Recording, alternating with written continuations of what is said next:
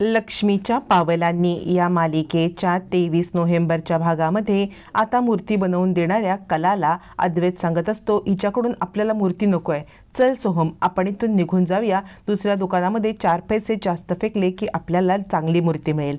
पण आणि ते दोघं जण बाहेर पडतात. पण तोपर्यंत संगीताचा कलाला फोन येतो आणि ती म्हणते तू काहीही कर आणि त्या चांदेकरांच्या पूजेचे आपल्याला पास मिळव, नाहीतर ना इकडे माझ्या नैनीचा जीव वरती खालती होतोय. आता कलाला आईचा शब्द प्रमाण असतो. आईने आता हे पास सांगितलेत, मग काय करायचं असा विचार करत ती आता चांदेकरांच्या मागे जाते. आणि त्याच वेळेला अद्वैत सांगत असतो, चल इथून आपण दुसऱ्या दुकानात जाऊया. तर रॉकेट सांगतो, हे बघा दुसऱ्या कुठच्याही दुकानात गेलात ना तरी तुम्हाला कलाताईच्या हातच्या मूर्तीची सर नाही हो येणार, कारण कलाताईच्या हातामध्ये सरस्वती बसते. साक्षात मूर्तीमध्ये प्राण ओतायचं काम आमची कलाताई करते. अख्ख्या गावात कलाताईसारखी मूर्ती कुठेच भेटणार नाही. सोहम म्हणतो, दादा तो म्हणतोय ते बरोबर आहे, पण ना आपल्याला इथूनच मूर्ती घ्यायला पाहिजे, दुसरं कोणीही मूर्ती देऊ शकत नाही. कला सांगत असते, रॉकेट मला ह्यांना मूर्ती बनवून द्यायलाच पाहिजे. रॉकेट म्हणतो, पण कलाताई मी आपलं असंच बोललो, एका म्हणजे दिवसात पूर्ण नसताना दिवससुद्धा कशी काय मूर्ती होणार. कला सांगते, काही करून मला मूर्ती बनवायलाच पाहिजे. आणि कला येते आणि म्हणते, एक्सक्यूज मी तुमची मूर्ती बनवून देईन. याच्यावरती सोहम म्हणतो, खरंच थँक्यू ताई, तुम्ही आमची मूर्ती बनवून द्याल ना. कला सांगते, मी तुमची मूर्ती वेळेत बनवून देईन. याच्यावरती अद्वैत म्हणतो, मला तुमच्यावरती भरोसा नाही, आत्तापर्यंत किती नाटक केलीत तुम्ही, आता काय तुम्ही मूर्ती बनवून देणार. याच्यावरती कला सांगते, मी दिला ना शब्द तुम्हाला की मी मूर्ती बनवून देणार म्हणजे देणारच. यावरती अद्वैत म्हणतो, ठीक आहे, यांचे किती पैसे असतील ते बघ सोहम. सोहम म्हणतो, ताई तुमची काय फी असेल. याच्यावरती कला सांगते की मला फी नको आहे, तुमच्या पूजेचे 3 पास हवेत. आता मात्र अद्वैत चिडतो. तोपर्यंत इकडे चांदेकरांच्या घरी पत्रकारांनी एकच गोंधळ उठवलेला असतो की चांदेकरांची उद्याची पूजा होणारच नाही, कारण चांदेकरांची जी पारंपरिक मूर्ती आहे ती पारंपरिक मूर्ती आत्तापर्यंत तरी आलेली नाही, यानंतर ती मूर्ती येईल असं काही वाटत नाही आहे. असं म्हणत सगळेच जण आता मात्र चांदेकरांच्या बद्दल चर्चा करत असतात. पत्रकार नको नको त्या अफवा पसरवत असतात.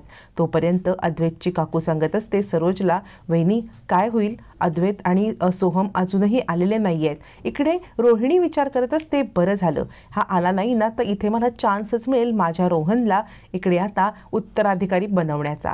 सरोज सांगत असते, तू काळजी करू नकोस, अद्वैत गेलाय ना, आत्तापर्यंत कोणतं काम त्याने अर्धवट ठेवलंय का नाही ना, त्यामुळे तो हे सुद्धा काम पूर्ण करणार, तू काळजी करू नकोस. इकडे कला सांगत असते, मूर्तीची किंमत काय मागायची हे मी ठरवणार ना, मला ह्या मूर्तीची किंमत म्हणून 3 पास पाहिजेत. अद्वैत म्हणतो, तुम्हाला पास मिळणार नाही. सोहम म्हणतो, ताई तुम्ही काळजी करू नका, तुमची मूर्तीची जी किंमत आहे ना, म्हणजे तुम्हाला पास हवेत ना, तर ते पास मी देईन. यावरती कला म्हणते, ठीक आहे, मग मला तुमच्या घरी यावं लागेल. अद्वैत चिडतो आणि म्हणतो, आत्तापर्यंतच्या सगळ्या मूर्त्या ही बाई इथे बनवते, मग अचानकपणे हिला आपल्या घरी यायचं काय कारण आहे. यावरती कला म्हणते, तुझ्या भावाला जरा समजावून सांग, अरे मूर्ती बनवणं हे काही खाऊचं काम नसतं, म्हणजे त्या मूर्तीची माती कुठची आहे, त्या मातीमध्ये पूजा करायला लागते, तुमच्या मूर्तीला कोणते हार घालायचे आहेत, दागिने कोणते आहेत, हे सगळं पाहावं लागतं आणि त्यानुसार सगळं करावं लागतं. त्यासाठी मला तुमच्या घरी यावंच लागेल ना, इथे बसून कसं काय मी सगळं करणार आहे, तुझ्या भावाला नीट समजावून सांग. त्यावरती सोहम म्हणतो, दादा तू थांब, आणि म्हणतो, ताई तू काळजी करू नकोस, तू आत्ताच्या आत्ता निघून ये कारमध्ये, आपण आपल्या घरी जाऊया आणि तिथेच मूर्ती बनवूया. अद्वैत म्हणतो, काही गरज नाही आहे, सगळ्या मूर्त्यांची स्थापना ही इथे करते. कला सांगते, तुझा भाऊ काय डोक्यावर पडलाय काय, त्याला म्हटलं ना मी तुमच्या घरी येऊन सगळं ठिकाण, दागदागिने, पारंपरिक तुमचं जे काही वेशभूषा आहे ते पाहावं लागेल ना मला. सोहम म्हणतो, दादा तू शांत बस. आणि अद्वैतला हँडल करत सोहम सांगतो, ताई जा तुम्ही तुमचं सामान घेऊन या. मग कला आता आपल्या दुकानात येते. रॉकेट म्हणतो, जमेल ना तुला ताई हे करायला, कारण कसं आहे ना, एका रात्रीमध्ये मूर्ती बनवणं हे काही खाऊचं काम नाही आहे. कला म्हणते, जमेल आणि मला जमवावंच लागेल, जर का पास हवे असतील ना या सगळ्याचे तर मला हे जमवावंच लागेल. असं म्हणत कला आता खूप मोठा निश्चय करून निघते सुद्धा. आणि आता ती विचार करते, काही झालं तरी मला 3 पास मिळायलाच हवेत. सोहम म्हणतो, ताई गाडी काढलेली आहे, तू चल, तुला तिथे कोणत्याही प्रकारची अडचण येणार नाही आणि मी तुला वचन देतो की 3 पास तुला मी देईन. त्यावरती कला सांगते, मी सुद्धा वचन देते की तुमच्या वेळेमध्ये तुमची तुमची मूर्ती मी बनवून देणार, म्हणजे देणार हा माझा शब्द आहे. दोघं एकमेकाला शब्द देतात. तोपर्यंत इकडे नैना चिडलेली असते. काही खात नसते, पीत नसते, तिला पासाच्या पुढे काही दिसतच नसतं.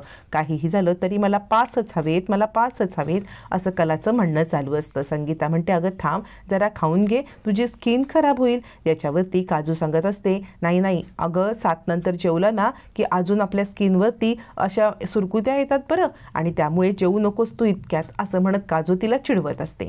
इकडे आता चांदेकरांच्या घरामध्ये एकच लगबग चालू असते. अजूनही अद्वैत आलेला नाहीये, त्याला मूर्ती मिळाली की नाही. त्यावरती रोहिणी विचारत असते रोहनला, काय रे तुला काय वाटतंय, मूर्ती येईल का? रोहन म्हणतो, अजिबात नाही, पत्रकारांच्या मध्ये मी बरोबर अफवा पसरवलेली आहे आणि पत्रकार बातमी देत असतात की चांदेकरांची ही पूजा काही पूर्ण होणार नाही. त्यावरती आता मात्र रोहिणी सांगत असते, मला नाही वाटत की आपल्या पूजेचा हा मान संपन्न होईल, कारण बघा ना पत्रकारांनी काय बातम्या द्यायला सुरुवात केली की पूजा होणारच नाहीये आणि अजूनही अद्वैत आला नाही, त्याला मूर्ती सापडलेली नाहीये, मग कसं काय होणार, असं सगळी चर्चा करत रोहिणी मुद्दाम निगेटिव्ह बोलत असताना अद्वैतची डॅशिंग एंट्री होते आणि तो म्हणतो पूजा ही होणारच. अद्वैतला बघितल्यावरती आबांच्या चेहऱ्यावरती एक आनंद येतो. अद्वैतच्या चेहऱ्यावरचा कॉन्फिडन्स बघून कळालेलं असतं काकांना, काकीला, त्याच्या आईला की अद्वैतला मूर्ती सापडलेली आहे. त्यावेळेला रोहिणी म्हणते, अद्वैत तू तर आलास पण तुझ्या हातामध्ये कुठेही मूर्ती वगैरे काहीच दिसत नाहीये, मग काय आपली पूजा होणार नाही का? त्याच्या सरोज म्हणते, रोहिणी तू जरा शांत बस ना. रोहिणी म्हणते, मी खरं तेच बोलते ना. याच्यावरती अद्वैत म्हणतो, पूजा होणार, कारण मूर्ती बनवण्यासाठी या आलेल्या आहेत, या इथे येऊन आपल्या इथे मूर्ती बनवणार, असं म्हणत आता कलाची डॅशिंग एंट्री होते. कलाला पाहताच आबा मात्र तिच्याकडे पाहत बसतात. अनुभवी नजरेला कलेमधला प्रामाणिकपणा दिसलेला असतो. लक्ष्मीच्या पावलांनी कला चांदेकरांच्या घरात आलेली असते आणि आता सगळेच जण कलाकडे पाहत बसतात. कला खरंच मूर्ती बनवू शकेल का, असा सगळ्यांच्या डोळ्यामध्ये प्रश्न असतो. पत्रकार सांगत असतात, मूर्तिकार आलेले आहेत, त्यामुळे मूर्ती बनवण्याचं काम सुरू होईल आणि उद्याची चांदेकरांची पूजा ही जोराशोरात सुरू होणार आहे. अद्वैत सांगतो, या बाई आजच्या रात्रीत मूर्ती बनवून देणार आहेत. अजूनही सरोजला पण विश्वास वाटत नसतो की खरंच ही मुलगी बनवू शकेल का. आता मात्र कला तिच्या कामाला लागते. कला सांगते, उद्यापर्यंत तुम्हाला मूर्ती बनवून देण्याचं काम माझं.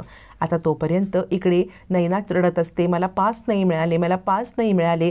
संगीता सांगत असते, अगं मिळतील पास. त्यावरती नैना सांगते, मी महालक्ष्मी आईकडे एक मागणं मागितलंय. त्यावरती काजू म्हणते, एक मागणं? अगं महालक्ष्मी आईला मागणं मागून मागून नुसती बेजार करणारी तू, महालक्ष्मी आई कंटाळली असेल. मग संगीता चिडते, काजूवरती हात उगारते, तिला गप्प करते. तोपर्यंत सरोज येते आणि म्हणते, अद्वैत काय रे, खरंच मूर्ती बनेल काही, ही मुलगी मूर्ती बनवू शकेल असं तुला वाटतंय का? त्यावेळेला कला सांगते, मला इथे काय वस्तू हवी असेल तर मी कुणाकडे मागू? सोहम सांगतो, गोपाळदादा यांना जे काही हवंय ना ते तुम्ही आणून द्या बरं. इकडे रोहिणी विचार करत असते, ही मुलगी आणि मूर्ती बनवणार, आणि रोहन म्हणतो, काही काळजी करू नको, मूर्ती काही हिला बनवताच येणार नाहीये.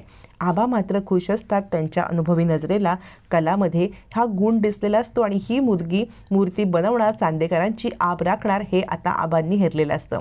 सरोज म्हणते, काय रे तुला वाटतंय ना ही मुलगी मूर्ती बनवेल? यावरती अद्वैत उभा राहतो आणि म्हणतो, काय हो, तुम्हाला खरंच मूर्ती बनवायला जमणार आहे ना? म्हणजे नुसतं पैशासाठी तुम्ही इथे नाही ना आलात, असं म्हणत अद्वैत सुद्धा आता कलाला सगळ्यांच्या समोर ओरडतो.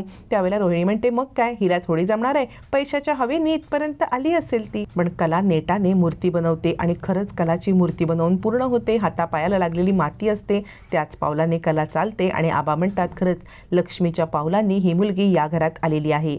सकाळी 4 वाजता मूर्ती बनवून पूर्ण होते. त्यावेळेला कला जायला निघते. अद्वैत म्हणतो, तुम्ही कुठे चाललात? कला सांगते, मूर्ती चुकायला वेळ लागेल, कलर काम करण्यासाठी मी पुन्हा येत आहे.